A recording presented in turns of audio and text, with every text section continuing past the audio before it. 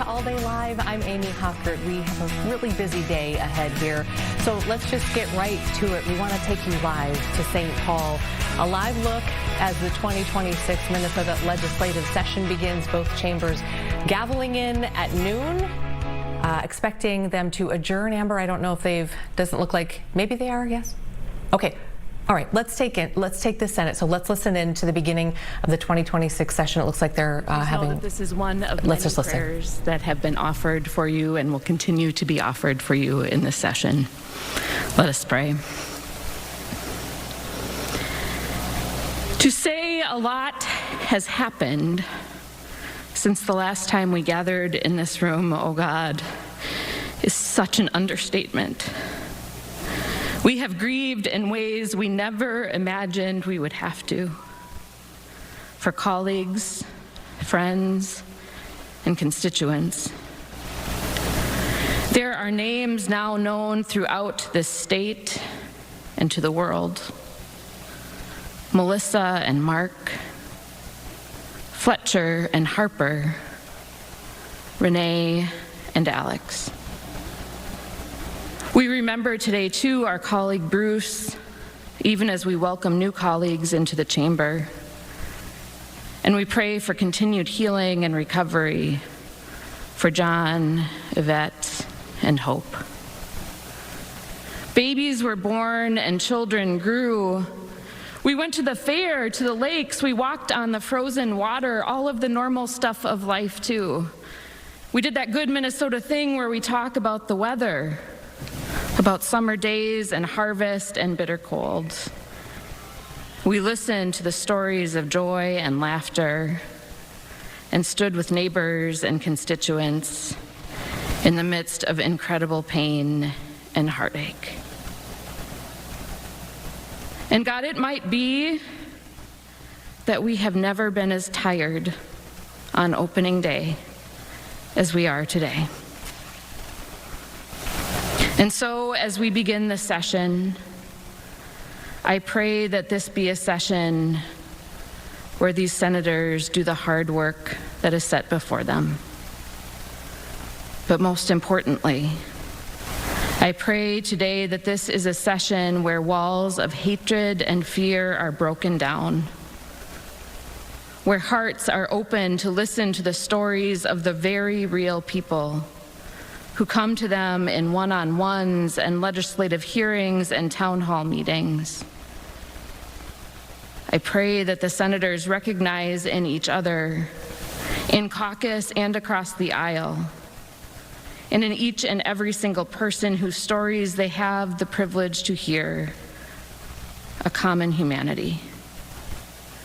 I pray that they remember that we all together, regardless of health status or race or class or immigration status or political affiliation, in every district across this state, that we all together have pride and hope for this great state that we share. I pray for healing today, oh God, in minds and bodies and hearts. And I pray, oh God, that these senators do the good, hard, courageous work of protecting, defending, and working for liberty and justice for all. Amen. I pledge allegiance to the flag of the United States of America and to the republic for which it stands, one nation under God, indivisible, with liberty and justice for all.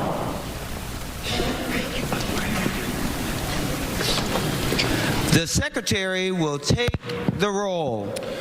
Abler, Barr, Bolden, Carlson, Champion, Clark, Coleman, Swadzinski, Dames, Dibble, Dornick, Draheim, Drazkowski, Duckworth, Farnsworth, Fateh, Frentz, Green, Grunhagen, Gustafson, Hochschild, Herr, Heinzman, Hemmingson-Jaeger, Hoffman, Holmstrom, Housley, Howe, Jasinski, Johnson, Johnson-Stewart, Klein, Coran, Kroon, Kunish, Kupek, Lang, Letts, Liskey, Limmer, Lucero, Mann, Marty, Matthews, May Quaid, McEwen, Miller, Mohammed, Murphy, Nelson, Umuver Baton, Pappas, Pa, Port, Pratt, Putnam, Rarick, Rasmussen, Rest, Seeberger, Utke, Weber, Wiesenberg, Westland, Westrom, Wickland, Zhang.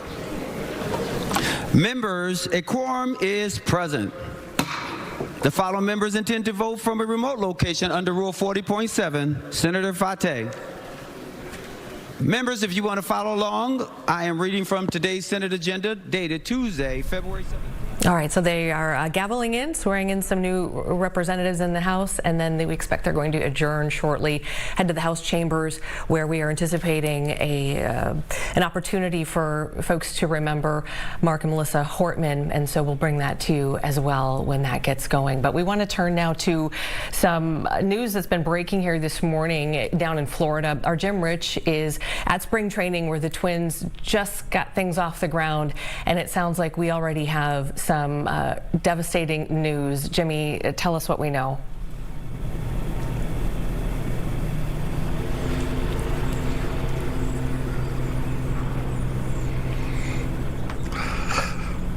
Yeah, this couldn't be any worse for the Twins to lose their ace, Pablo Lopez, but it appears that is the case. He has significant tear in his UCL. So that's what it is. It's in his right pitching elbow, and it happened yesterday. He went out, was throwing a simulated 3 innings, and in the 3rd inning he felt something in his elbow, so he immediately stopped, took himself out, and then the doctors went and looked at it and said, you know what, we need an MRI. They got the MRI back, and they see significant tearing in his UCL. So in order to fix that, that means surgery, and that means that that would be the end of his season, and he would not be ready until 2027. We caught up with Pablo. He addressed the media just moments ago. Let's play a clip of that for you guys, and then we can talk more about it in a second, if that's okay with you, Amy. Talk about going from 100 to a 0, from the scale of being excited, being pumped, being just ultimately happy to be here. And then you get to hear news like that, and we're all adults. We all know what what certain scenarios look like. So trying to navigate a lot of emotions. There's the side of me that the teammate that wants to be there, wants to be a part of that. Then the other side is just like, well, what does this represent timeline-wise, or what's it going to mean for the future, the rest of the career? So just trying to navigate as of right now all the different aspects, and it'll be a little, I guess, easier to navigate all the scenarios once we know the second opinion, and then we come up with a plan. Wow. Jim, I think we're on a bit of a delay or a big delay here, so I'm going to let you go back and gather some more information. I know this is all just developing. That's the next step now, is that he will...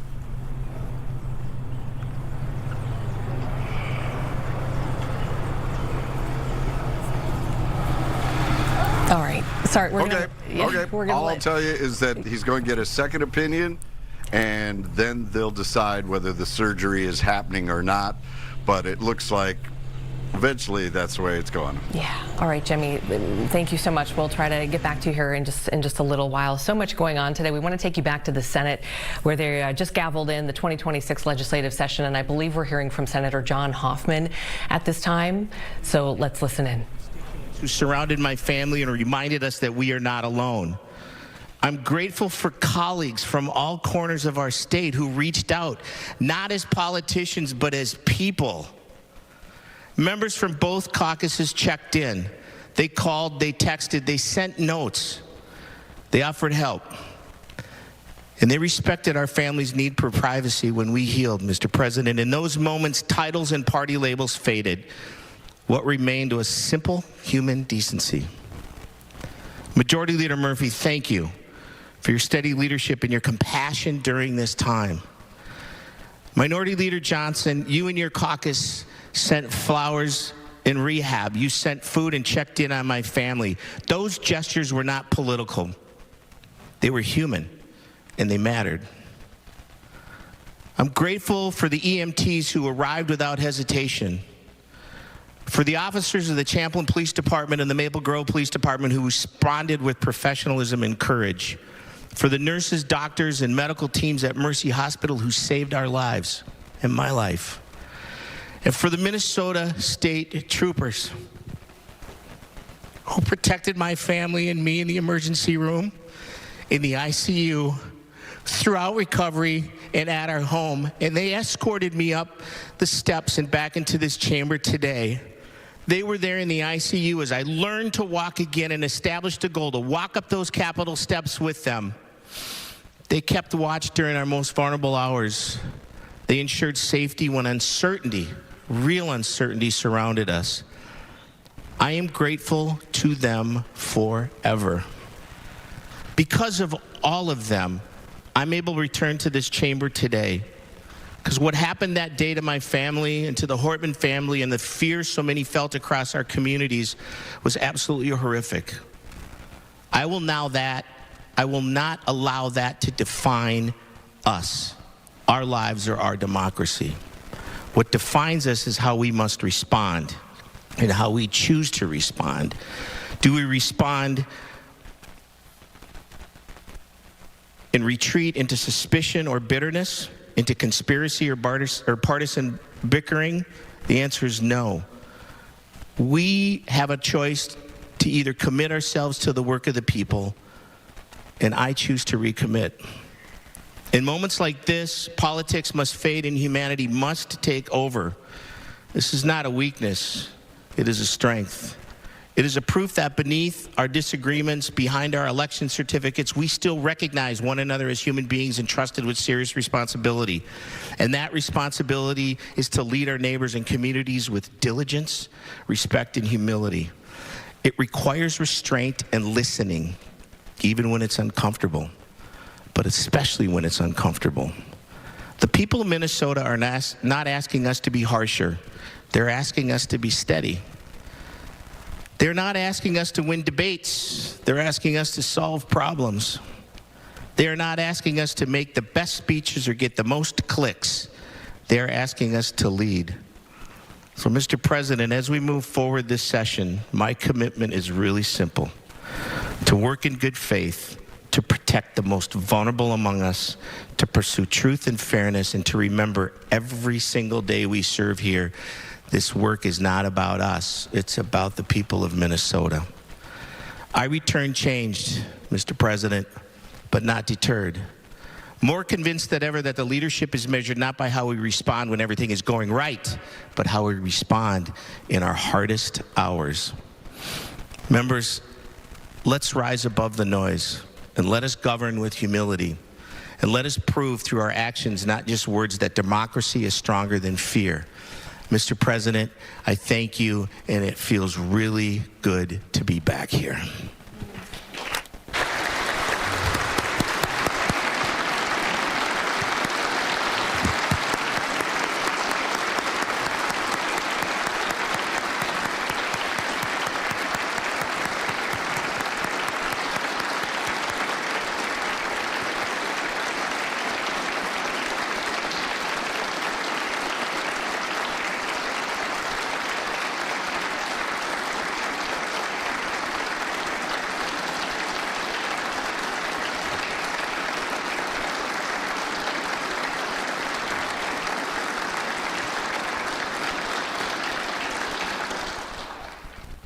Thank you, Senator Hortman.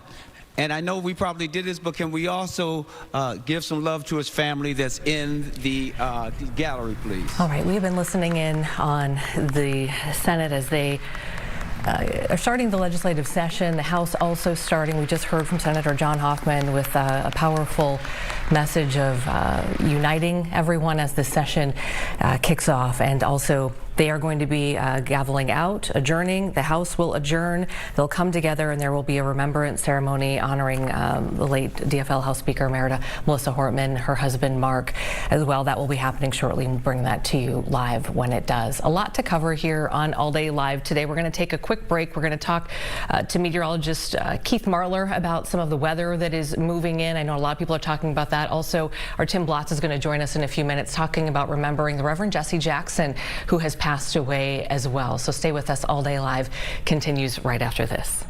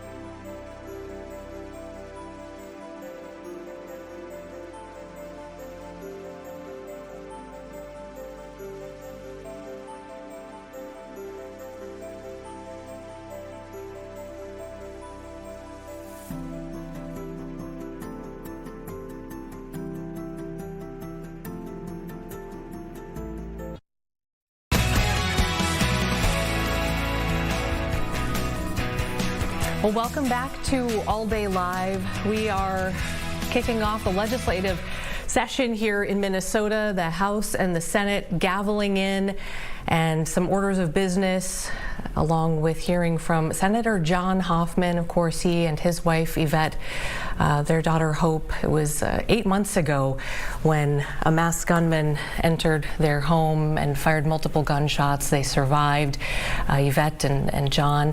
And then we also, of course, lost that same night. We lost Speaker Emerita Melissa Hortman and her husband Mark. And so they will be remembering Mark and Melissa here very shortly. We expect to hear from many of those lawmakers. Our Corn Hoggard is there and told us it doesn't sound like there's any sort of a limit on who can come up and speak. So as soon as that gets going, we'll bring that to you as well. Wanted to let you know. We're following this closely. A lot to talk about as the session begins today.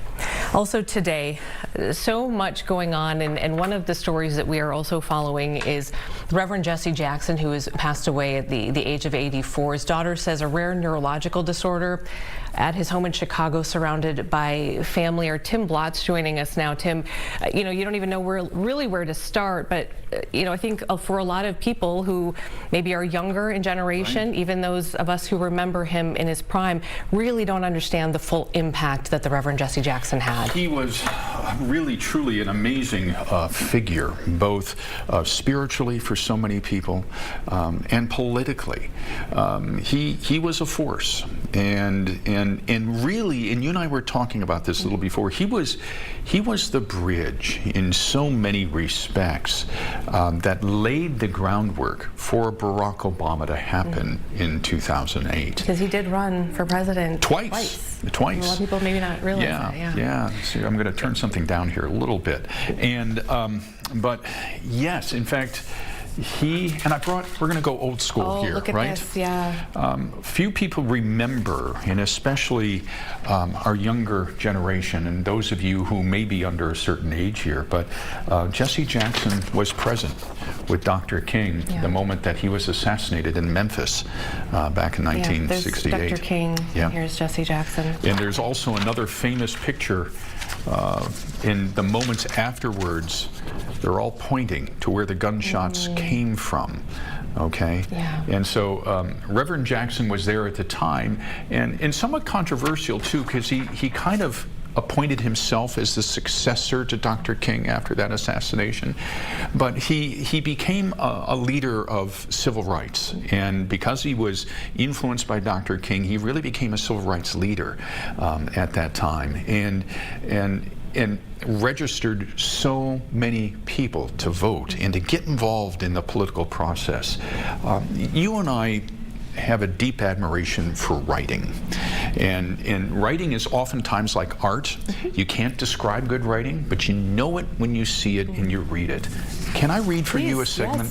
Yes, this is from today's obit in the New York Times, and the writer goes through the power of his language and his unbelievable energy and ambition. He became a moral and political force in a racially ambiguous era when Jim Crow was still a vivid memory and black political power more than an aspiration than a reality at the time.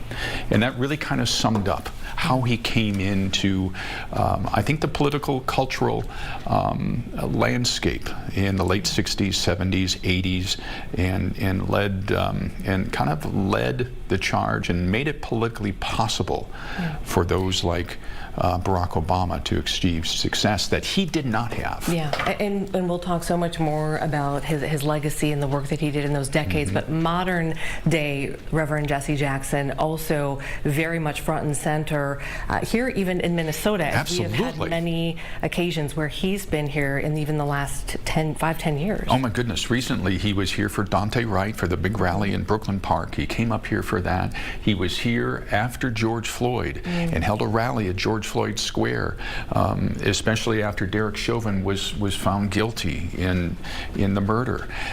So he has had a large presence here in Minnesota over the years. He comes back here, and I think some of that is probably because of our proximity to Chicago.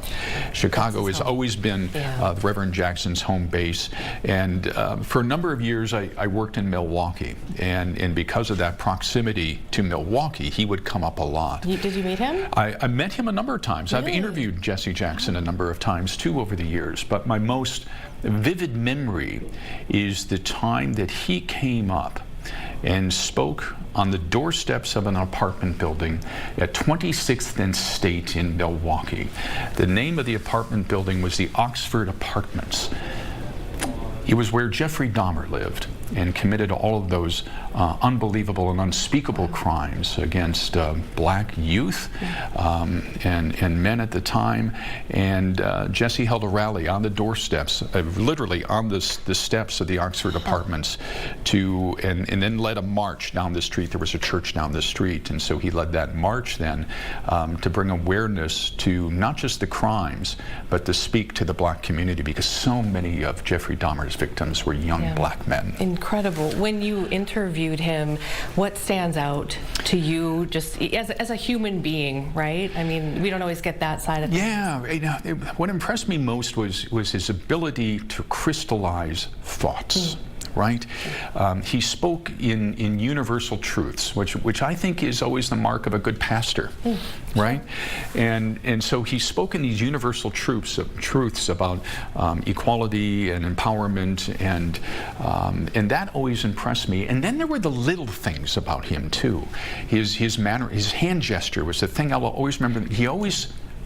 gestured with a thumb up like this. And if you look at pictures of Jesse Jackson, and you'll see a lot of them today online, more often than not, you'll see his thumb up like this, his right thumb.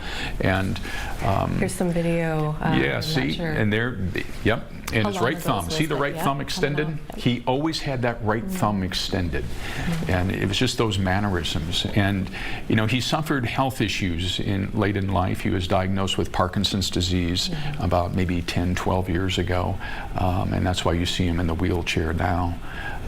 But yeah, he was a force. It was a memory to be able to see him a number of times and interview him. And we have a lot of people here in the Twin Cities who have incredible stories as well. And our colleague Karen Scullin is going to be trying to reach out to some of them today. Yeah, we've already heard some folks who have spoken to him as recently as just a few weeks ago as well. So we're hoping to bring that to you later. Thanks, Tim, for sharing some of that. I know you've had an opportunity to interview and cross paths with so many just impactful leaders who nationally who've come through here. So we appreciate your perspective on that. Can I share one more picture? Please, yeah, please. I forgot about this one. And this really kind of illustrates how important of a political figure he became. This is a picture from the 1988 presidential debates. Look at the figures in this picture, okay? I'm going to hold it up to the camera here if I can. You've got Al Gore. You've got Senator Steve Simon. You've got Richard Gephardt, who was the House Majority Leader at the time. You've got Bruce Babbitt. You've got Michael Dukakis, former governor of Massachusetts, who went on to become the nominee that year. And Gary Hart, there at the end, U.S. Senator. And right in the center of them all is Jesse Jackson. If that doesn't tell you a story right there about how important he became, especially to the Democratic Party, in marshaling votes and trying to attract young voters, I don't know what does. Thank you for sharing that. I love going old school here with these photographs. They're so powerful. Thank you. They tell a story. They sure really do. All right. Thanks, Tim. All right, appreciate it. Okay, let's see. You want to take a quick break, Amber? Come on. Okay, let's do that. And again, we are keeping an eye on the state capitol where the legislative session, something you've covered for years and years, Tim, is underway. That is House Speaker Lisa Dameth, who will be continuing on her role from last session. Of course, Melissa Hortman, the DFL representative, was the Speaker Emerita because the breakdown between the DFL and Republicans was so tight. They had that shared power role, and so Lisa Dameth continuing on. But there will be an opportunity here very shortly for those folks to honor and remember Representative Hortman and her husband Mark, and we'll be bringing that to you as that begins. So stay with us. We'll take a quick break. Be right back.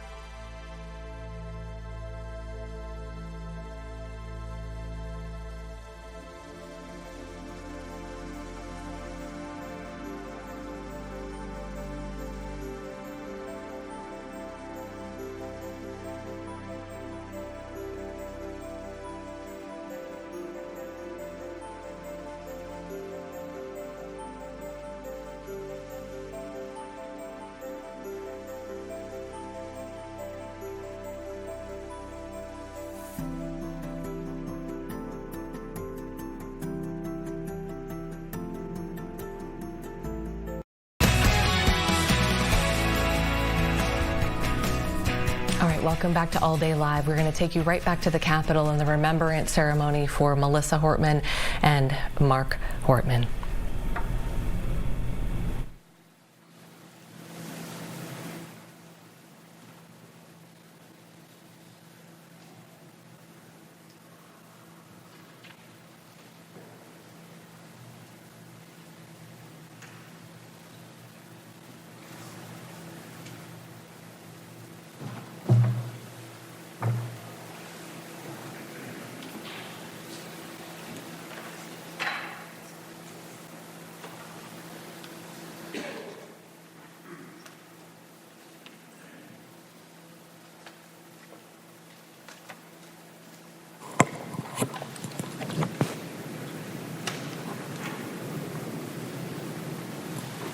Please be seated.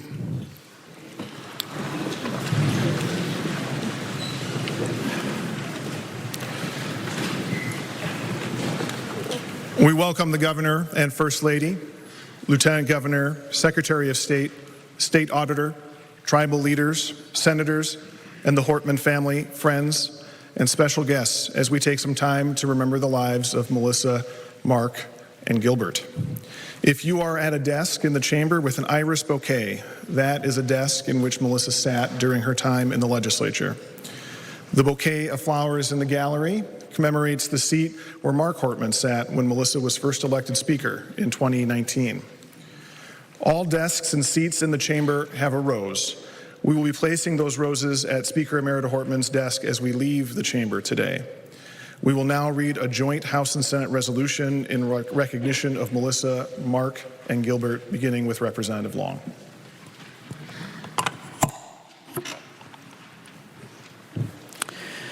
A joint resolution honoring the lives and service of Melissa and Mark Hortman. Whereas Melissa Hortman served for 20 years in the Minnesota House of Representatives and was the longest-serving female speaker in Minnesota history, and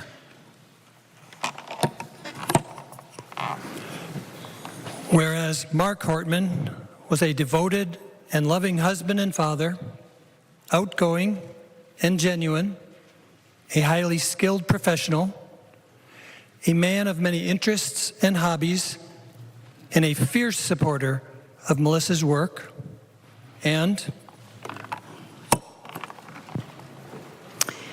whereas Gilbert Hortman had an infectious energy and love of people that led him to change his career path from aspiring service animal to beloved Hortman family dog.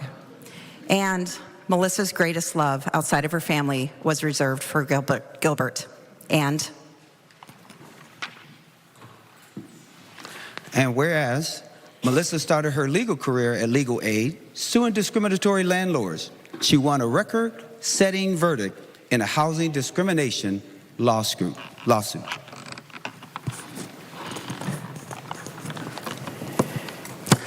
Whereas Mark worked for a decade for John's Auto Parts, the Holupsik family business, had a fruitful career in the tech industry, most recently working for nVent. And whereas Melissa and Mark met while volunteering as mentors and were assigned to the same student. They were engaged 3 months later, and later had 2 children, Colin and Sophie. And whereas Melissa was central to dozens of historic legislative accomplishments, including a trailblazing solar energy standard and community solar laws, paid family medical leave, universal school meals, gun violence prevention, reproductive freedom, and much more. And whereas Melissa strengthened government-to-government relationship with Minnesota's 11 sovereign tribal nations, including establishing Sovereignty Day in 2019 and championing tribal state relations trainings. And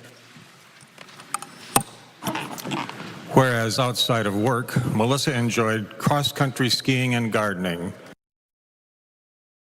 Currently bring cakes for her.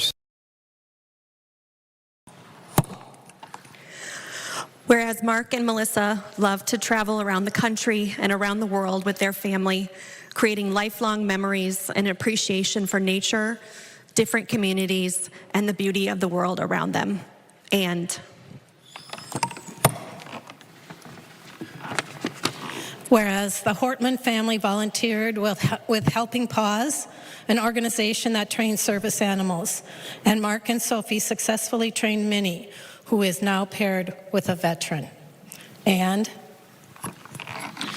whereas Melissa believed in following the golden rule and the principle that to whom much is given, much is expected, she carried the prayer of St. Francis in her wallet in consistent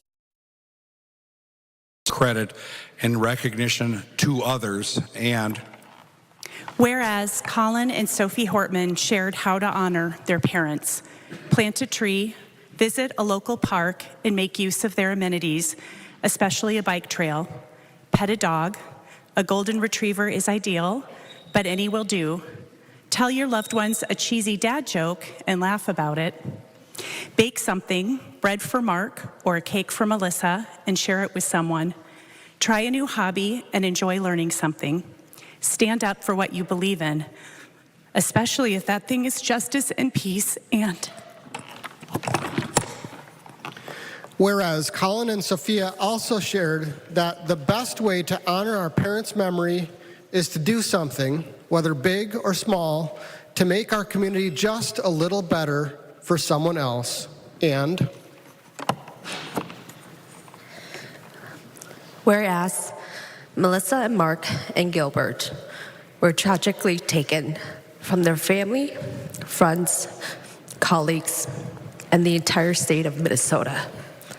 Now, therefore, be it resolved by the House of Representatives and the Senate of the state of Minnesota that they honor and remember the incredible lives, legacies, and service of Melissa, Mark, and Gilbert Hortman.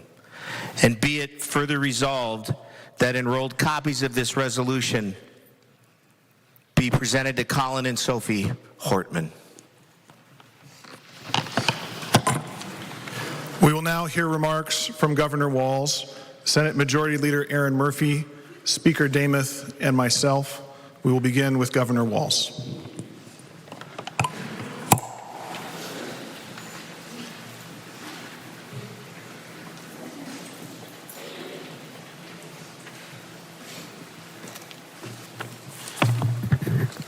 I knew to not go there. To members of the House and Senate, both present and past, to Lieutenant Governor Flanagan, our constitutional officers, to our sovereign tribal leaders, thank you all for being here today on a moment that I think many of us thought about, wondered how this would feel. And as I came out of my office today, and having been here over the last 8 months, it's been quiet, but to hear this building wake up to the People's House when all of you are back, and to be here for Mark and Melissa, to the Hortman family, to Harry and Linda, Colin, Sophie, and the entire family. Hard to come up with the words, but as I think 8 months of this tragedy and watching you have to endure not just the loss, but the very public grieving, the grace and dignity and decency that you've conducted yourself is a lesson for all of us. You've not only had to grieve, you've had to figure out how life goes on. We had a wedding in there, and Colin, thank you for allowing me to sing at your wedding. I am incredibly grateful for that. But to watch a family gather and try and heal, to watch a community, a thank you to our honor guards, and a thank you, Representative, for honoring Gilbert, who was lost in this. For all of us, for me, first time being back in this space, since I have had the privilege of serving in state government. It's the first time without Melissa, the Speaker. And I don't think it was any secret that we were partners, and she was a security blanket. But I think it's important in this space to say we were partners, but we had two very different jobs. She was very clear. She was the Speaker of the House. And when she meant that, she meant this entire building. And she often reminded me, each and every one of the people who sat in front of you have their own election certificate, and that matters. And I think for many of you who know, it was very rare to find Melissa Hortman having a harsh word about anybody. But she did it, and she reserved it for those times when we earned it, myself included. And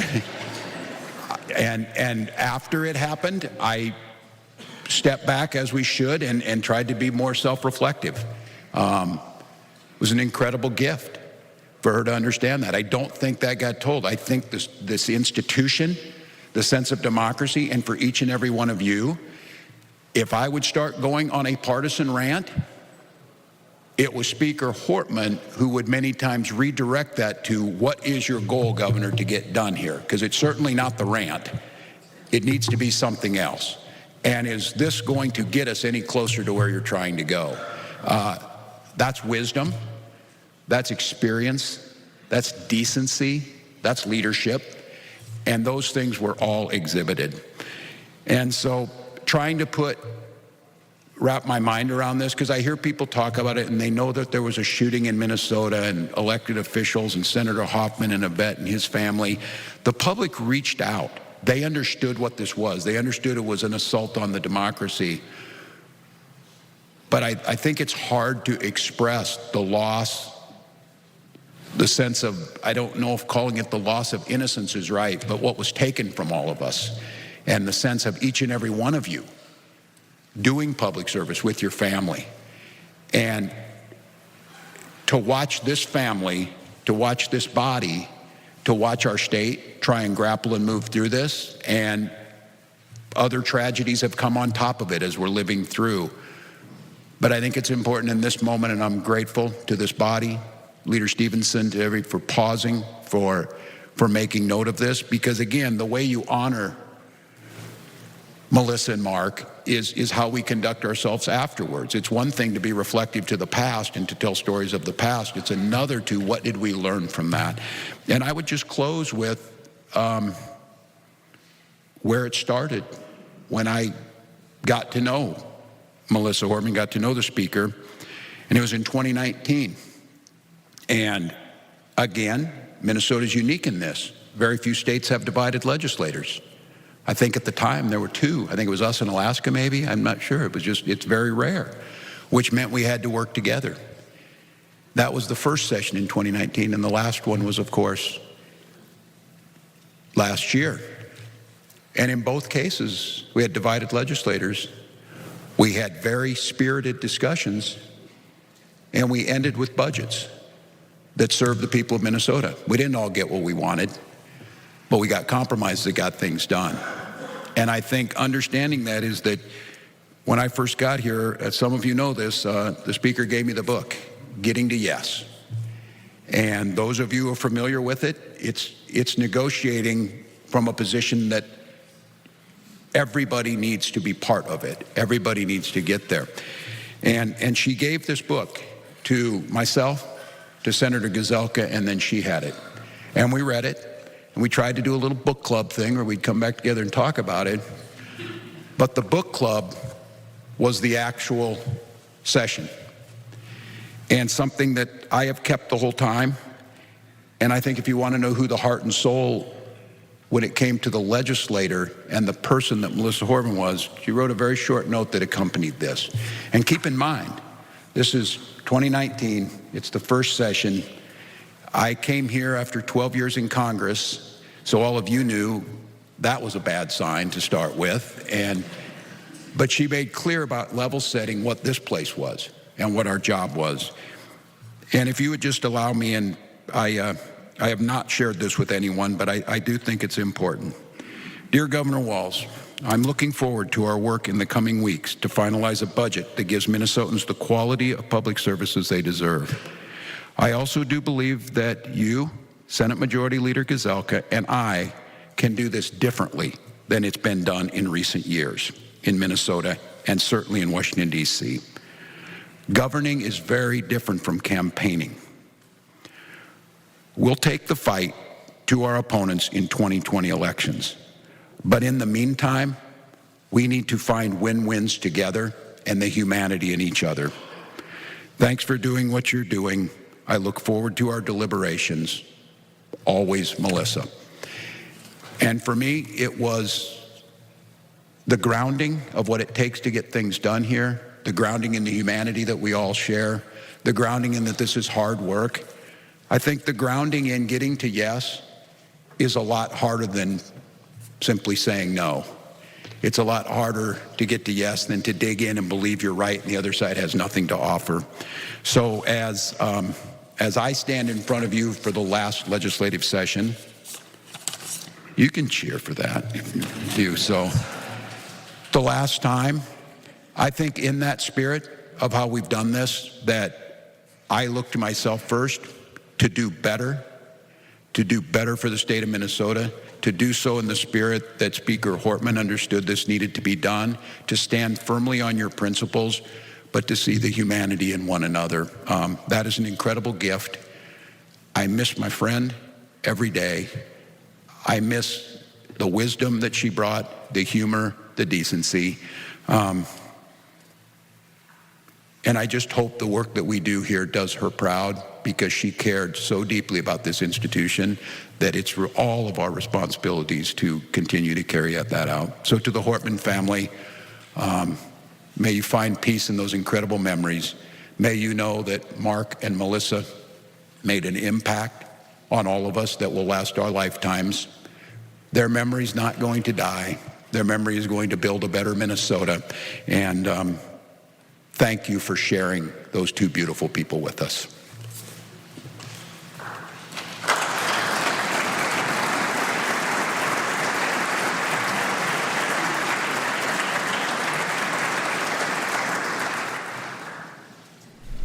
We are going to take a brief break, 2 minutes. We'll be right back with more here on All Day Live. Stay with us.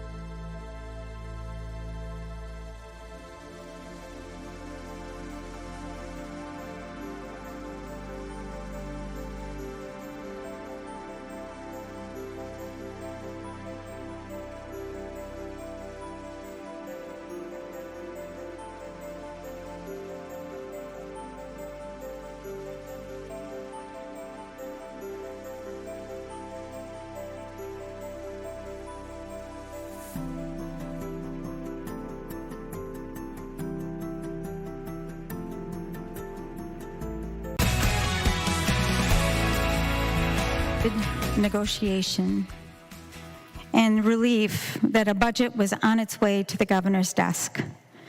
She was deeply committed to that goal, and she refused to fail. She never gave up. On June 14th, her bright light was extinguished.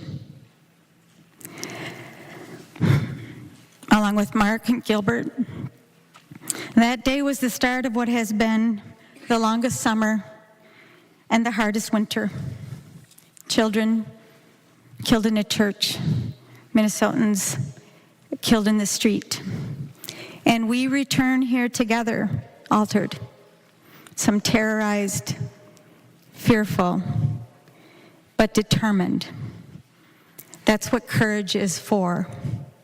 And as I look around, as I look at all of us, what as I see is the courage to continue the work for the people of Minnesota.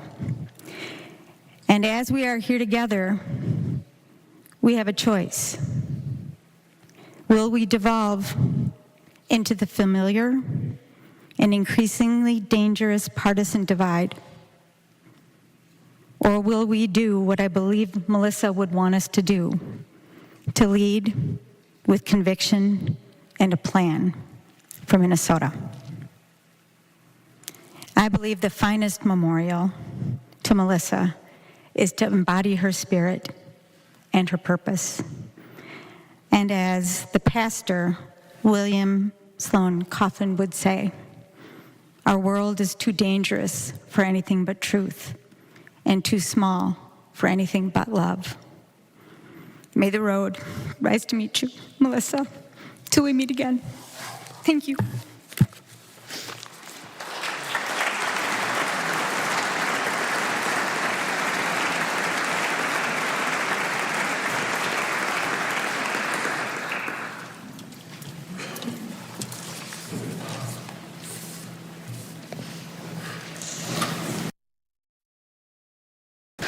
I'm honored to pay tribute to Speaker Emerita Melissa Hortman today. Melissa was a leader whose legacy will outlast any single legislative session or political moment. Governor Walz, Leader Murphy, thank you for your words. Leader Stevenson, thank you for working together to bring us together in this way today.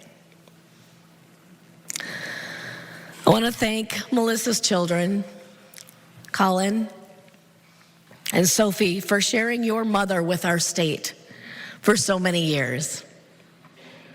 You are her most enduring legacy, and she was so proud to be your mother. I know the magnitude of the loss that we feel as her friends and colleagues is only a shadow of what your family is experiencing. Melissa was the only House Speaker I have had the honor to serve. She modeled the importance of leading with conviction and kindness. I'm blessed to have had the opportunity to learn those lessons both from her and with her. When I became Minority Leader in 2023, Melissa, as Speaker of the House, reached out to me right away and asked for a weekly meeting. She didn't have to do that. She didn't need my votes. She could have easily dismissed me as just another member of the minority party. And I think other leaders might have, but she didn't.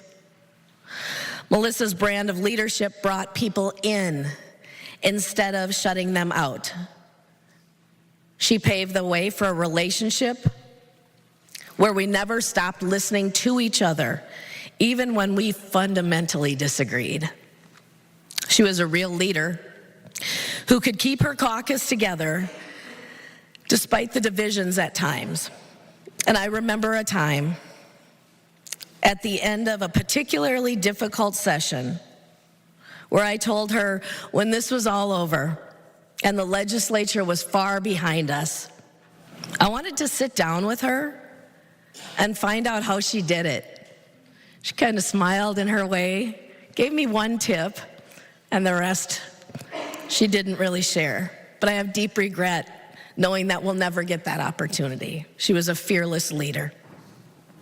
Through shared stories about our families, especially our children, through many laughs, a joint love for jalapeno Cheetos, and a need to consume more protein, and countless texts to see if we were going to be matching that day. We apparently shopped at the same places. But we built something that has become too far and too rare in politics. We built a relationship that was rooted in respect.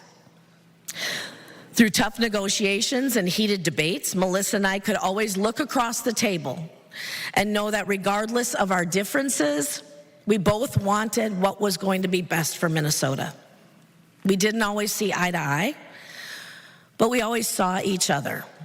And that mattered deeply, and it still does. Our strongest disagreements never turned personal because we held on to mutual respect. Over the last year, Melissa and I worked hard to show that you can fiercely debate policy and process while still respecting the person on the other side of that debate. You can be principled and civil. You can deeply disagree and still be kind. Melissa never dismissed my perspective, and I never dismissed hers. So that made room for real conversations instead of talking points. And in our world today, that's something worth fighting for. I don't want to gloss over our disagreements, but I want to highlight what is truly possible.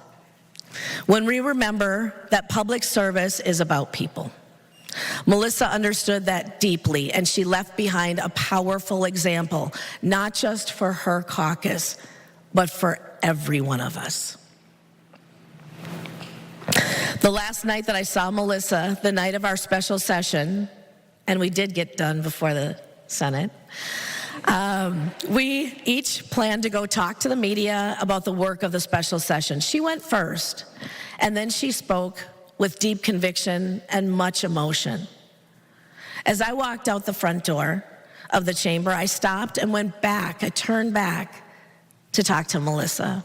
And what she said to me in that moment will stay with me forever. She said, "I like it so much better when we get along than when we fight.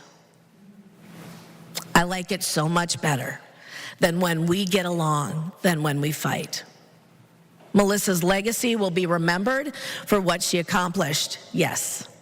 But even more, her legacy will be remembered for how she accomplished it. With conviction, with kindness, fierce determination, and the unwavering belief that our institutions only function when we treat each other with dignity. So in our grief, I hope that moving forward, we can all learn to lead in a better way, rooted in respect, giving grace to those around us, a way that was modeled by Melissa Hortman.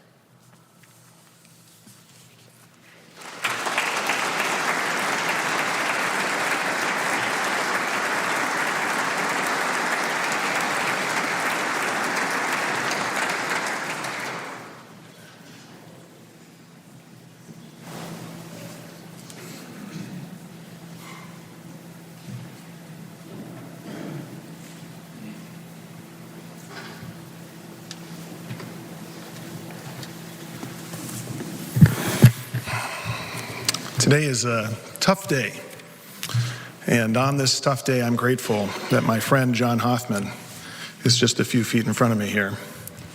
And I'm grateful that but I'm mostly grateful that you're here. And I'm grateful that Yvette's here, and that both here.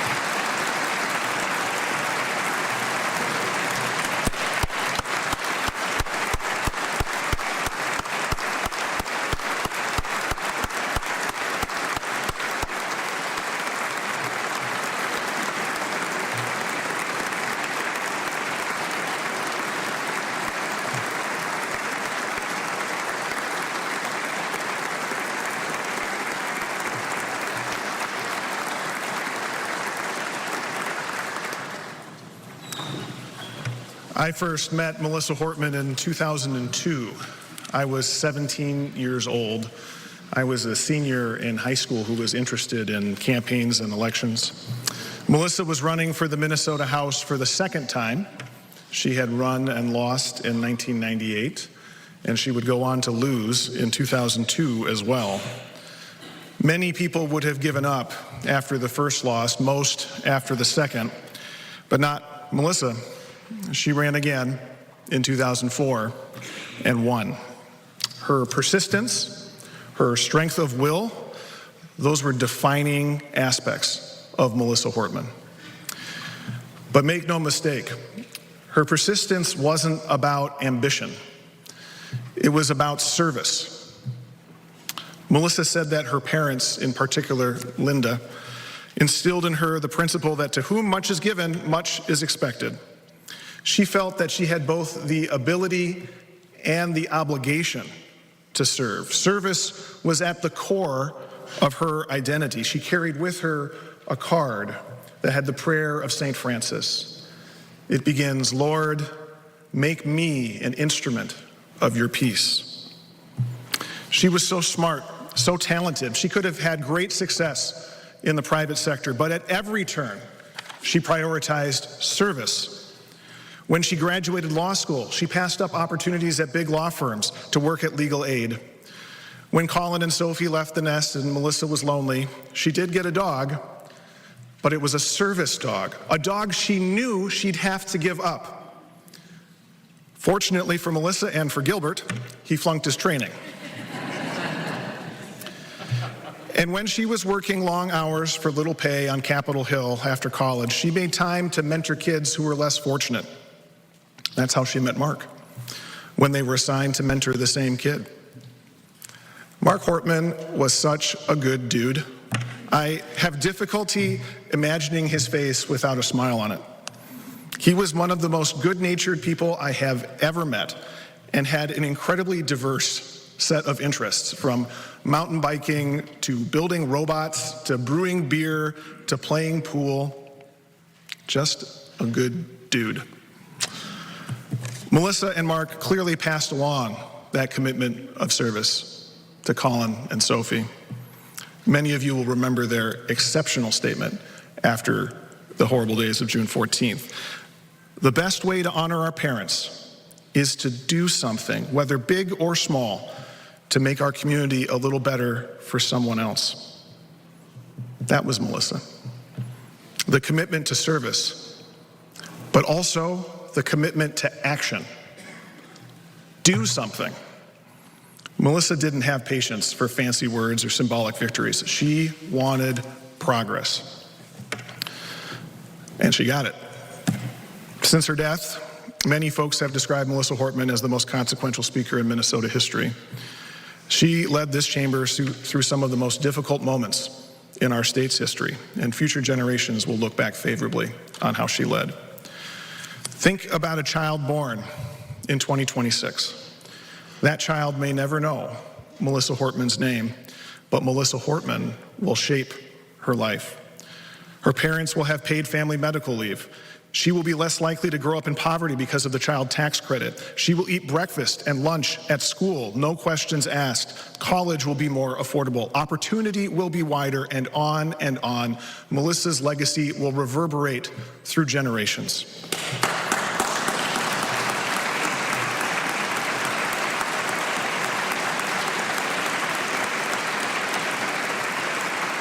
She worked so hard to get here, but she was certain, and I mean it, certain, that she was going to lose after her first term. In 2005, the state went into a partial government shutdown, and she thought that was it. She would tell me all the time about how she would sit in this chamber during those days and look up at this beautiful ceiling and think about how much she loved the work that we do here and how much she would miss it. But let me be clear, what really troubled her about the shutdown in 2005 and why she was so determined to avoid shutdowns when she was Speaker, far more than the political impact, was the human impact. She knew there were things that were more important than politics. She knew that when the government shut down, folks go without pay. They wouldn't know how they were going to pay their mortgage or put food on the table for their kids. She felt that deeply and was absolutely determined to avoid it. Melissa cared deeply about all the people who worked here too, both partisan and nonpartisan. Her push to make sure that we don't have floor sessions past midnight was in part because we don't do our best work late at night, but it was mostly about protecting the safety of our staff and those drives home in the early hours, especially the staff here at the front desk, who she had special affinity for. Melissa was kind and patient and encouraging with young and new staff. She had high expectations. She could be blunt and honest with her longtime staff, but that was because she had so much confidence and trust in all of you. To Melissa's team, she cared so much for each and every one of you, trusted you, loved working with you. She spotted talent and invested in it. She wasn't afraid to be surrounded by other leaders. She had this way of communicating to people that she had every faith and confidence in you. And when that happens, when that comes from someone you trust and respect, like Melissa Hortman, it means the world. I am a better legislator, a better leader, a better human, because Melissa Hortman invested in me. And I know there are so many people in this room who feel the same way. And to all of you, I say, hang on to that. Hang on to that feeling, because she meant it. She meant it. So as we try to move forward as a Minnesota House of Representatives, I know I'm not alone and sometimes feeling a little lost without Melissa. Only one of our 134 members, Representative Davids, knows what it's like to serve in the Minnesota House of Representatives without Melissa Hortman. But Melissa left us the model. Let's care about the institution and each other as much as Melissa did. Let's put our heads down and get to work.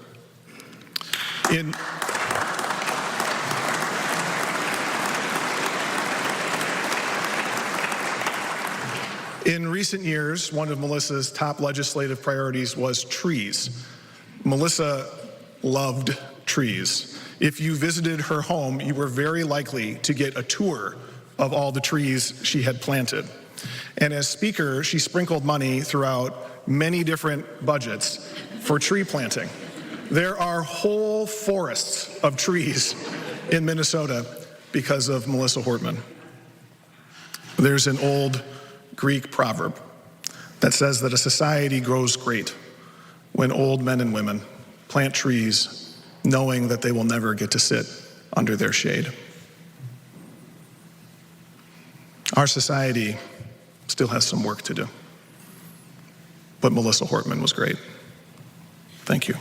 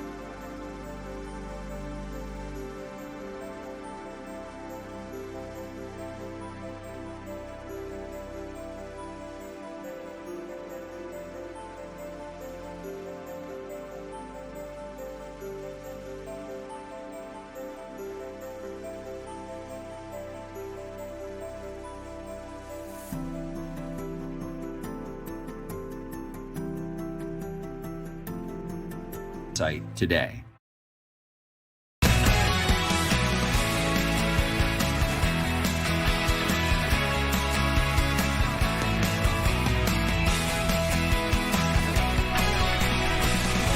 Hi, everybody. All day live here. I'm Amy Hockert. We want to take you back out to the state capitol where we have spent the majority of our first hour of coverage here as the legislative session is officially on. It has started, but before any work is done, as you can see, there's a lot of emotion. Today we knew would look different. The start of this session we knew would look different, and already it's been pretty remarkable. We've heard from several leaders, including Governor Walz. We've heard also from Erin Murphy, who is the DFL Senate Majority Leader. We've heard from Speaker Lisa Demuth from the House. She's a Republican who worked so very closely with Melissa Hortman in the last session to get the budget for the state of Minnesota and for the people of Minnesota. It was a tough session last session, and a lot of the credit, if not all of the credit, even prior to Melissa Hortman's death, really went to those two women in the House. And you heard Speaker Demuth talking about it, the relationship they had and the civility and respect that they had for each other, and really a big part of who Melissa Hortman was. So right now what we're seeing is the lawmakers walking out into the reception area. They've each been given a rose that they're going to be placing on Melissa Hortman's desk, which has been sitting right outside of that chamber. And then we do anticipate that the session will begin. So let's just listen in and just watch some of these moments here as the lawmakers filter out.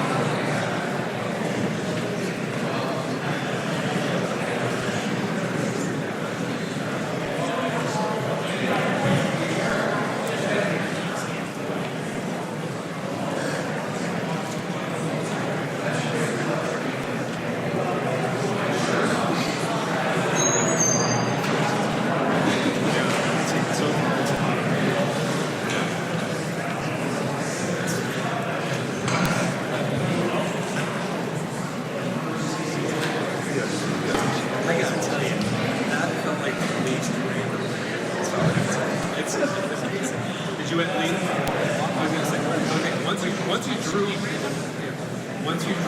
you take? But the drawing was random, but the assignment was right. I was gonna say, there's no way it's random. No, I believe you. I believe you.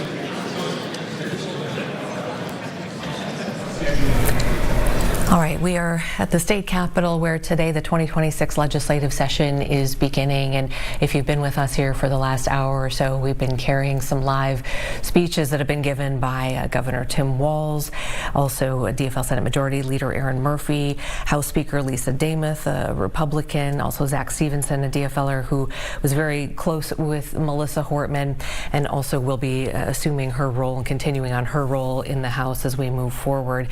Melissa and Mark Hortman, of course, killed 8 months ago. It was. So much has happened in Minnesota since then, and we knew this day would come. We knew this would be a really, this day would look different, and it sure has. A tone of hoping to carry on Melissa Hortman and Mark Hortman's legacy of uniting people and being respectful and civil. That message shared by everybody today. Want to take you back a couple of hours prior to them gaveling in today. We also, and we heard from Senator John Hoffman, who also that same night, along with his wife Yvette, were shot multiple times and survived. And he talked about walking up the Capitol steps. And it was something that he said, you know, when he was first shot, he had the State Patrol officers with him in the hospital, and they were with him as he was learning how to walk for the first time. Again, this was just 8 months ago, and here he is this afternoon arriving at the Capitol and walking up those steps, those same State Patrol officers by his side. An emotional moment here for a lot of folks as John Hoffman arrived today.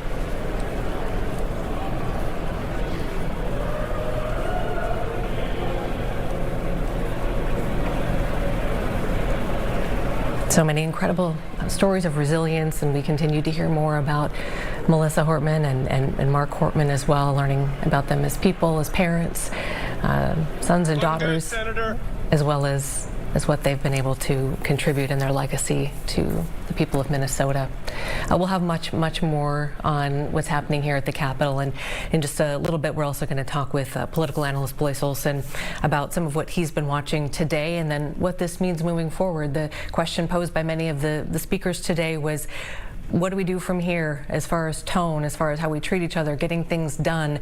Will they carry on that legacy? So we'll talk to him about that, as well as some of the key issues that they're going to be facing and grappling with. We wanted to also let you know about another live event that we're covering right now, and I think we do have a live shot. So this is at the federal courthouse. I believe this is in St. Paul. We're watching this federal court appearance today. This is tied to that city's church protest last month in St. Paul. And what we are seeing today is local journalist Georgia Fort, who is being arraigned, along with Traherne Cruz, a prominent local social justice advocate. So 1:30 is the time when they are expected to be arraigned today in federal court. We expect we may hear from Georgia Fort as she leaves court. Last week we did hear from former CNN anchor Don Lemon as he was also arraigned and then left court. And local activist Nakima Levy-Armstrong was also there, along with a few other defendants. They all made first court appearances here within the last couple of weeks. Charges against these defendants in the church protests fall under the FACE Act, which prohibits use of force or any sort of interference with people who are exercising their right to religious freedom at a place of worship. So 9 people have been charged in that particular case in the protest at the church. We'll continue to follow that for you, but just know that we have eyes on that. And again, Georgia Fort expected to talk after that arraignment, so we'll bring you there. All right, let's take a quick break and come on back. Much more to come here, more live events on Live Now. We'll see you in a couple of minutes.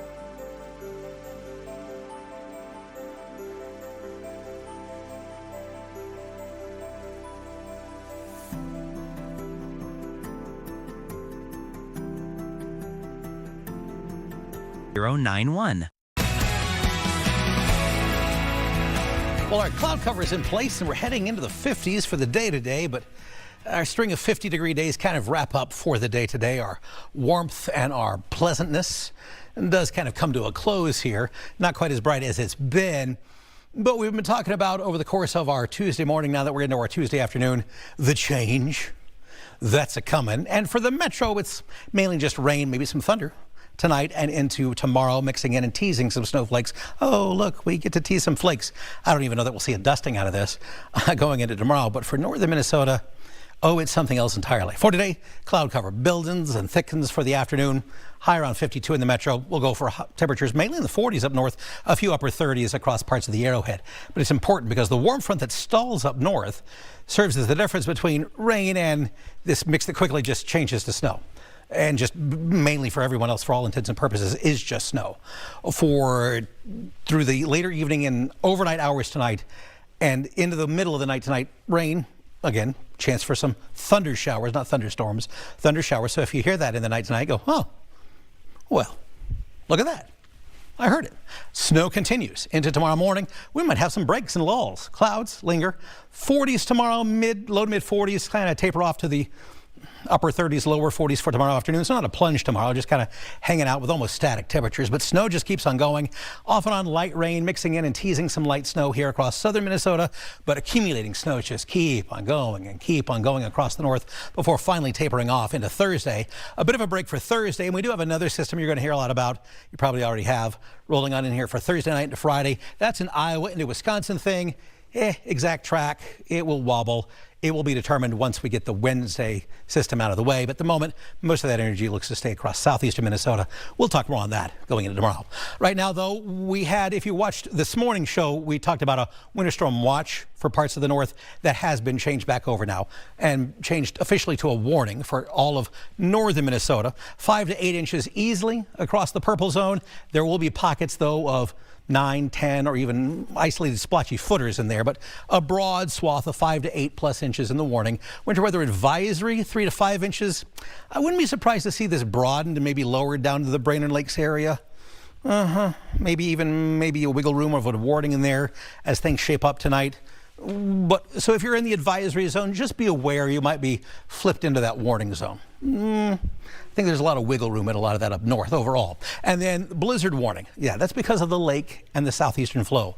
There'll be whiteout conditions tonight and tomorrow due to winds that will gust upwards of 40 or 50 miles per hour. And because there will be that lake enhancement along with the breezes, that will take and just fluff up the snow into lake effect snow. And so instead of just getting 5 to 8 plusers or isolated footers, you're going to get just 1 to 2 feet of snow up across the north. And then those snowfall totals will taper off as we get closer to the Twin Cities. So you want some more specific amounts? All right. Again, generically, the 4 to 8 plusers, the 5 to 8 plusers in that big old zone there. There'll be some, again, 10 or 12 foot splotchiers in there. And then there's the 1 to 2 feeders along. Did I say feeders?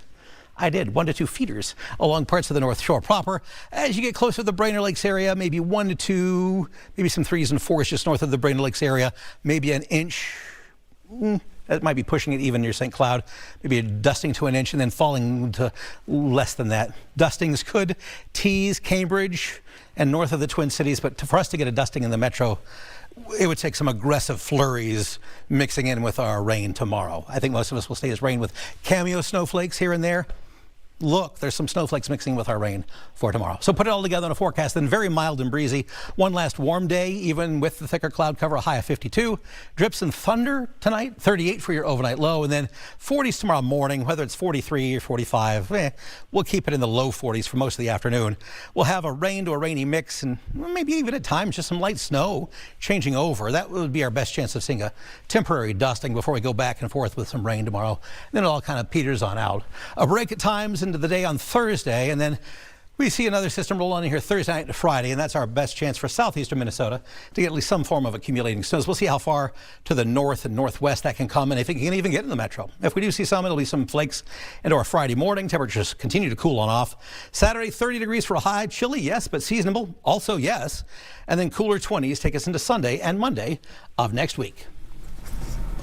All right, thanks, Keith. Appreciate it. Amber, we were just talking about this yesterday. Oh, sorry, I didn't know. Are you ready? Oh, there you are. I'm okay, here. I'm always ready. I know you're always there. Oh, I know you got a lot going on as well.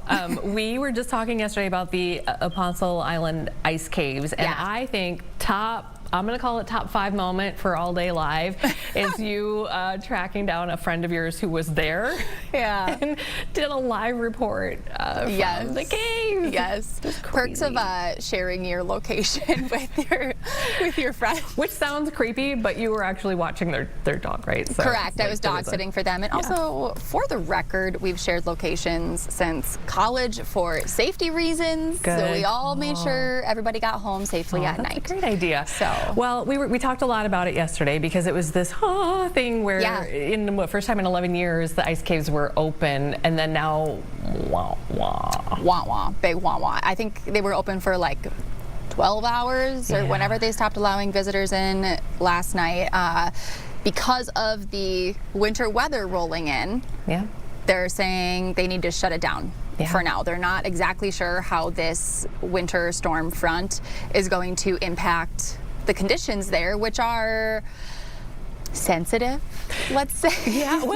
There's a lot of things, but also people may not understand the journey that you have to take to get to the caves is not, it's a trek. Like they're literally like, they recommend that you bring out like the ski trekking poles, wear like, the proper, you can wear those like little grippy or the ice like shoe type of things.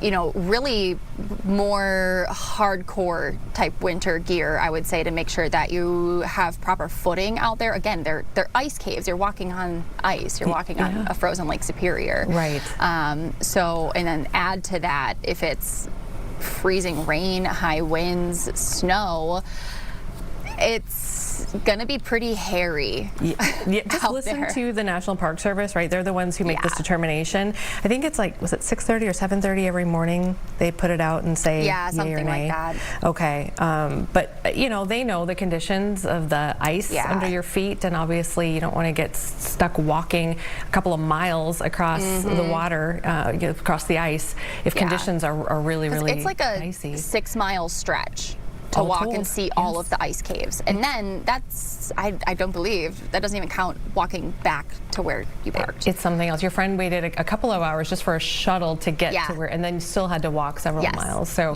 it's not for the faint of heart. So fingers crossed they're able to reopen. Again, it's been 11 years, you know, and last time in 2015 they were open for a little over a week. Obviously incredibly disappointing if the first time they're able to reopen in over a decade is for one day. That's very sad. So the National Park Service did say it would probably take a couple days for crews to get out there and assess conditions once all of the bad weather blows through. So be patient. Never say never. There might still be a chance. Maybe. But don't plan to go up tomorrow. So many beautiful pictures you can see online. Live vicariously through people. So feel free just to go there and find those things. All right, we got a lot coming up still in the last half hour that we have here. I know we're going to go back down to Florida, check in with Jimmy, because some incredibly devastating news for Twins fans with Pablo Lopez. He's actually had a chance to hear from Pablo already this morning, so we'll talk to him, and then Blois Olson will join us here after the break to talk a little bit about what's happening at the state capitol today. An incredible day on a lot of levels, and we'll see where this takes us. I'm also still watching a live feed from outside the federal courthouse in St. Paul, where journalist Georgia Fort is appearing, should be as we speak right now, in relation to the city's church protest last month. She's expected to come out and speak to the media once she's done in court. So if we're able to catch that and bring that, we'll do that as well. All right, sounds good. Break quick? Break quick. A little bit of serenity. Melting Crow River, which should be freezing back up again soon. We're back in a couple minutes.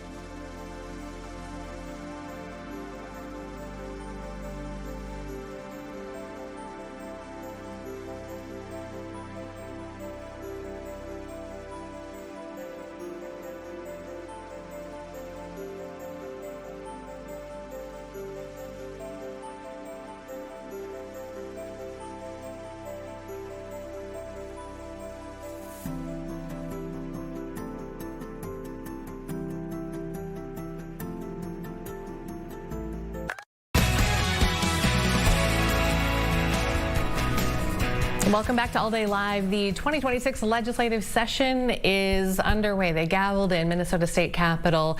A lot going on there. Political analyst Blois Olson, also you may know him from such publications as Fluence Media, and the list goes on and on and on. Blois, thanks for spending some time with us on this very busy day today. Happy to be here, Amy. Okay, let's talk first of all, before we get into kind of the nuts and bolts of what's going to go on here. We really need to recognize the last couple of hours and the way that this session was kicked off. Talk to me a little bit about how poignant that was, the significance of that moving forward. Yeah, I mean, this is the first time the legislature has gathered since Speaker Hortman was assassinated, and John with her husband, and John and Yvette Hoffman were shot 9 and 8 times respectively. And so since June 14th, the legislature hasn't been back. And so you have to pause. You have to get your mind around the gravity of those events. And those of us in politics in Minnesota are reminded of that almost daily, but we're also reminded that Minnesota's had just so much news since then that we just have to take note and realize that. And Speaker Hortman was an incredible leader, and she had a humble style about her that I think fits the honor that they gave her today. And then Senator Hoffman gave a speech to his Senate colleagues about what his work means and how different it is now. Yeah. Blois, I want to try to get in as much as possible here. So can we do a quick reminder on the breakdown in the House and Senate and how tight things are? And then we can hit a couple of these topics and talk through those. So again, give us that reminder. So the House is tied 67-67, Democrats and Republicans, and the Senate has a 1-seat Democratic majority, 34-33. So one vote in the Senate is the difference. So it means everything in the House needs bipartisan support to move forward. All right, let's just get right into it with the most recent issue, I think, in a lot of people's minds, which is immigration, ICE reforms, the things that are going to be on the table regarding Operation Metro Surge. How do you see that playing out? I think Democrats are going to really lean in on trying to pass new laws. For instance, making sure that law enforcement can't wear face masks, whether state or federal officials, things like that. I think there might be some things on the civil liberties front that Republicans might agree with them on. And so I think as the discussion takes hold, there might be some constitutional issues that even Republicans suggest that, maybe the federal government shouldn't be allowed to do that. And I think the reality is that they'll look at it in the eyes of COVID and this ICE surge and say, in both cases, people were uncomfortable with the federal government's role. How do we protect Minnesotans? All right. Let's talk about fraud. How does each party approach this session? So Republicans are going to want to keep fraud front and center. And I think they'll do that through hearings. They still have the fraud committee in the House. We look ahead a couple weeks. Governor Walz and Attorney General Ellison will testify in Washington on fraud again. And so I think that will be Republicans' highlight. Democrats have started to take a different approach. They've taken two things. One is they've started to point to the federal government's, failure on fraud since there's nobody left in the U.S. Attorney's Office, and that the attorneys who were prosecuting fraud there are gone, and that the feds actually messed up the fraud prosecution. The other thing is they're going deep into the Wayback Machine about how Minnesota changed the way it used private providers to provide public services, more than 50 years ago, as this idea that that's really when the fraud opportunity started. But that ignores the reality of the last, 3 to 5 years. All right, and finally, the last one I want to touch on here, and there's a lot, but gun control. This is a topic that's fallen almost silent, Blois, because there's been just so much. Where did we leave off on that, and where do we pick up? I think you just have to look at it in the political reality, math. The math of the politics with a tied House, and when Governor Walz said he would call a special session, and he didn't have the votes. And then ultimately he had to concede that he didn't have the votes. I think it'll be a debate. I think it'll be a discussion. I think the Senate will probably take it up and try to put some onus on the House, but I don't see it going anywhere in the House this session. I think the legislators, it being an election year, are going to be very focused on how do they get some things done and then adjourn in a graceful, kind of different manner, because I think the tone and tenor, it's something they're all going to be mindful of this year. Yeah. I wanted to ask you, so one of the big, wild cards this year that we didn't know as we ended the session last year is that Governor Walz is not seeking a third term. And there's been some question, speculation over whether or not if Amy Klobuchar were to become governor, if Governor Walz would then fill out her seat. I don't know if you heard this or saw this, but I just have to share this with you because internally our Corn Hoggard, who is there today, and he said we're okay to report this, but Governor Walz says he'd rather eat glass than fill out Senator Klobuchar's Senate term if she's elected governor. How does that hit you? Well, it'd take a lot for me to eat glass, so that sounds pretty uncomfortable. Look, I do not believe that there was a predetermined deal that he would get appointed to the Senate, and I think that Governor Walz said a while ago that he was not interested in seeking public office again, and I think we have to take him at his word. He's had an unprecedented 7 years as governor. He's really had quite the roller coaster of emotions, and I do think, at his point in life, it might be time to move on to a different kind of service. Do you think, just to kind of trying to sort through the politics of what we're going to see and then also getting things done, does it give you, how do you feel after seeing what happened last year, and the way that, for instance, Speaker Lisa Damuth and Speaker Emerita Melissa Hortman were able to shepherd agreements? Do you think that in Minnesota we were able to do things differently, and does that give you hope for another session where we have such tight margins? I am watching the relationship between new Democratic leader Zach Stevenson and Speaker Lisa Damuth to see how that relationship is. I think that will tell how the tone and tenor of the session goes.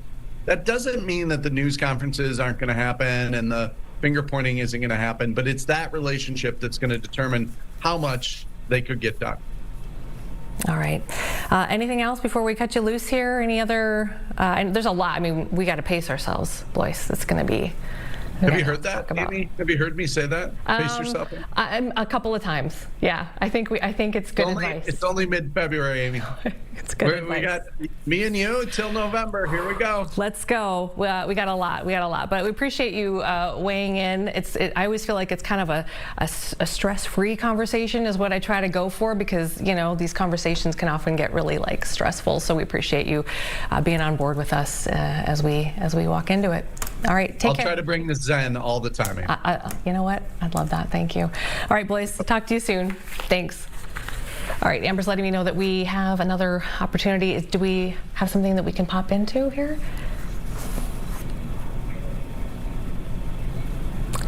Okay, Minneapolis City Council meeting. This is still going on. Started at 9:30 this morning, but committee of the whole here. A lot of important topics. Three that we're watching specifically. One is the resolution opposing immigration enforcement funding. Another is a small business resiliency fund that they're looking to start, and then yet another was the liquor license renewals for Depot and Canopy that were put on hold after it was learned that those facilities at those hotels were housing ICE agents while they were here. So let's just listen in here and see where we're at with the Minneapolis City Council meeting. The announcement by Hortman that they're ending the operation. I have not had any further conversations with the clerk about whether or not we've already made a decision about when we're going to get back to our normal calendar, and we made that based on our best guess of when it might be feasible to do that. But we still have the ability to meet pretty much within a week would be the longest timeline for a meeting, and I'm sure Chair Chowdhury would agree with this. We have the ability to adjourn this meeting to tomorrow. We could adjourn the council meeting on this Thursday to next week, Monday, Tuesday, Wednesday. We would just need to have one of these on weeks to be able to adjourn a meeting to a following week. And I feel like between our ability to adjourn to a next cycle so that we could actually, hey, there is an actual thing that we need to be responsive to right now that the procurement process is not going to allow us to get through it.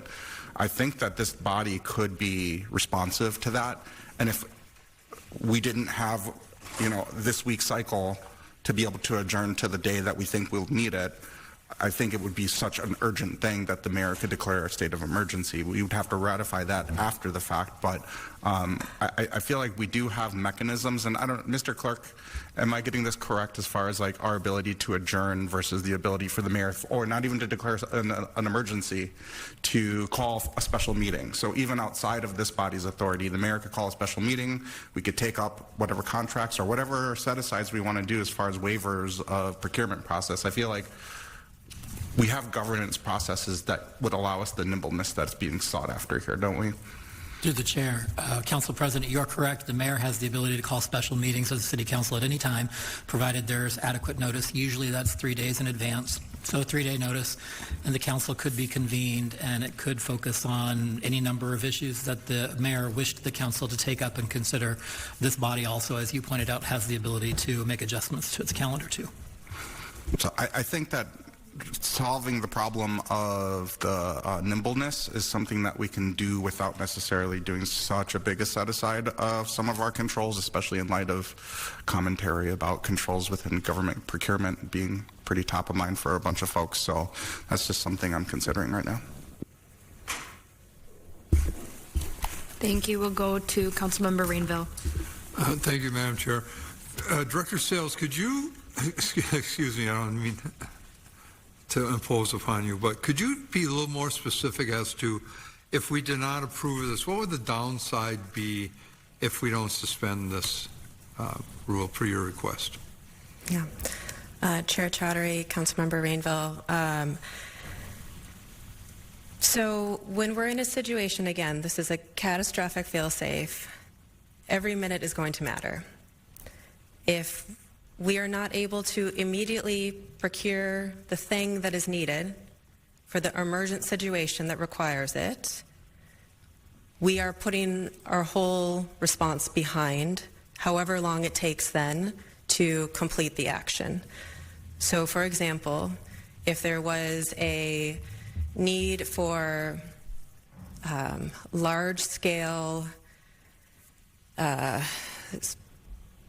something like de-escalation services that are outside of the current contracts, to send folks into different parts of the city, and that's something we don't have right away, and the situation continues to escalate,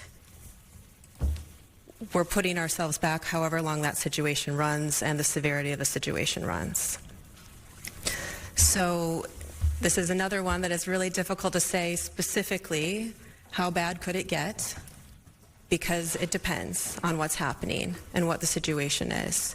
The idea in emergency management is as soon as you prepare, that's the number one thing you do, you prepare, you prepare. You prepare for the worst case catastrophic scenario, because then if it happens, you can respond right away and catch it before it goes all the way to that actual worst case scenario. So that's what we're trying to do here, is be prepared for that worst case scenario. Okay, thank you. You've answered. I'm going to vote for this. I do think we need to give our professional staff the tools to respond immediately, and I would hate to have to wait 3 days or longer in order to give you the resources you need to solve a problem. Thank you. Thank you, Council Member. Next, we'll recognize Councilmember Schaefer. Yes, I had a question for the city attorney around the language in this. We as council members are bringing forward many potential actions that are related to, the emergency that we're in.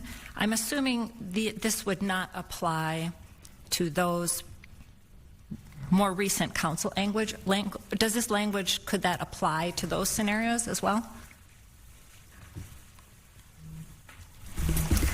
We'll see if there is a staff member that could respond. I was asking the city attorney if this language would apply to council actions avoiding procurement process in this emergency, many of the emergency resolutions that we're considering. Okay, Attorney O'Reilly. Thank you, Madam Chair. Councilmember, no, this would apply to the administration procurement process, Okay. yeah, right? Not expenditures set by the City Council. Okay, thank you for clarifying that. Okay, we are listening to Minneapolis City Council, the Committee of the Whole discussing Operation Metro Surge, possibly suspending procurement requirements. We'll keep a listen on this. We're going to take you to a break. On the other side of the break, we're going to take you down to Florida, where our Jim Rich is at spring training with what is some really devastating news for Twins fans. We haven't even really gotten going yet, and already we've got some news for you. Jim's live in Florida when All Day Live continues. Stay with us.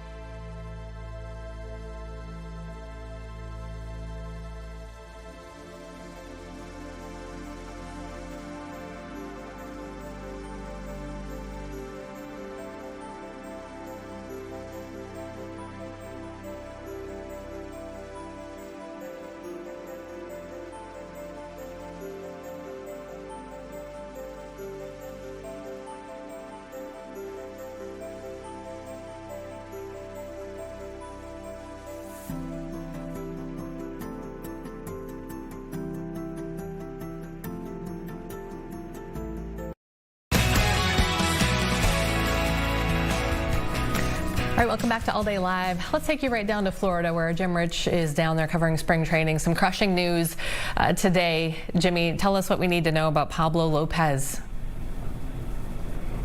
Well, it's not good, Amy. He's going to probably go under season-ending surgery. He suffered the injury yesterday in his bullpen session. He was looking to throw 3 simulated innings with live batters, trying to get himself ready for the World Baseball Classic, where he was going to pitch for his home country, Venezuela.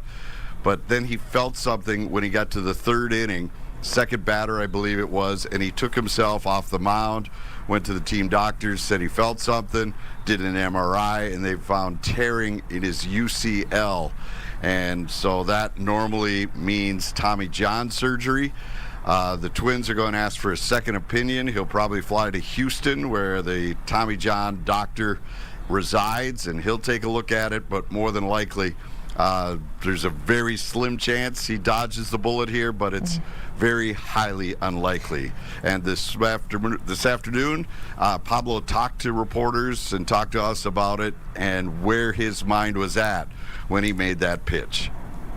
Talk about going from 100 to a 0, from the scale of being excited, being pumped, being just ultimately happy to be here. And, you know, then you get to hear news like that, and we're all adults. We all know what, you know, what certain scenarios look like. So trying to navigate a lot of emotions. There's the side of me that, you know, the teammate that, you know, wants to be there, wants to be a part of that. And the other side is just like, well, what does this represent timeline-wise, or what's it going to mean for the future, the rest of the career? So just trying to navigate, as of right now, all the different aspects, and it'll be a little, I guess, easier to navigate all the scenarios once we know the second opinion, and then we come up with a plan. Wow. Yeah, so it's not good at all for Pablo right now. And the Twins will try to figure this out. Jeremy Zoll, the new general manager, was asked where he goes, what's he do, And that was one of the keys to this team's potential success this year, is the depth of the rotation, because you had Pablo, you had Joe Ryan, you had Bailey Ober, you had Zebby Matthews, you had Simeon Woods Richardson. You had a lot of good arms, but none of those arms equal a Pablo Lopez, Amy. So this is going to be a big hole the Twins have to dig themselves out of right out of the gate. My goodness. And Dr. Google told me that a UCL is basically like an ACL in your knee. A UCL would be in your elbow, and it can be slight or it can be serious enough for surgery. And sometimes you can get by with PT, but it sounds like they already are leaning toward this is more serious than that, Jimmy. Yeah, they may give him a week to see how the, swelling goes down and how this heals, but this is a surgery he had 12 years ago. He had Tommy John surgery. And at that time, Lopez said they only expect it to last 6 to 7 years. So he said he feels blessed that he got this much out of it. And he said it's also a part that came from outside his body, so it will not regenerate on its own. Wow. So he's thinking that he's going to have that surgery. And the only good news about this is that it happens this early.